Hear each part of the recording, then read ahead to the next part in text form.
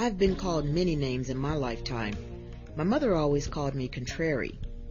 In retrospect, she was probably right. If I know something, you can't tell me I don't. I'm not a know-it-all, but I know what I know, and I won't let anyone tell me different. When they began to call me mentally ill, a contrary streak rose in me, and I fought.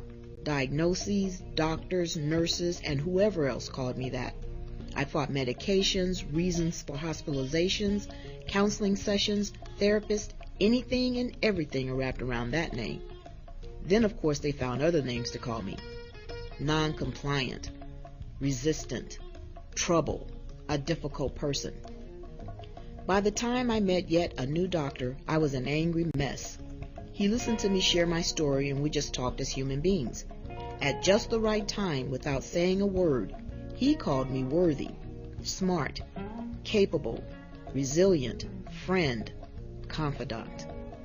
The suggestion of medication augmentation came up. Because I called him trustworthy, I agreed to take the meds as he prescribed and continued to see him. 3 months later, I began drawing pictures. I hadn't drawn anything since I was in 7th grade, when in front of the whole class my teacher called my drawing a fraud. I was positive I wasn't an artist. I shared my drawings with the doctor, asking what was happening to me. I'm a social worker by education and experience. I don't draw, sketch, paint, construct, form, shape, or carve anything out of anything. However, I was a social worker who could no longer work because of severe depression. While the doctor was thumbing through the drawings, he told me he didn't know what was happening, that perhaps the medication freed up a part of my mind which allowed the art to come through. Then I'm not going to continue taking the meds. I told him I didn't want to take anything that changed my basic personality.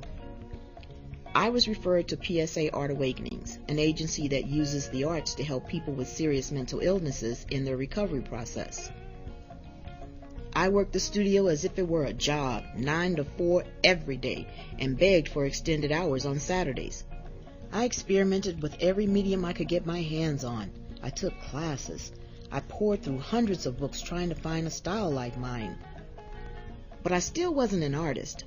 Not until I was ever so casually introduced as Sashley, the studio's mosaic artist, to another artist.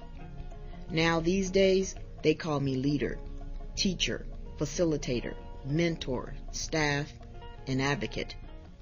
And recently, my 12-year-old niece called me the most famous artist she knew. It matters what people call you, especially out loud.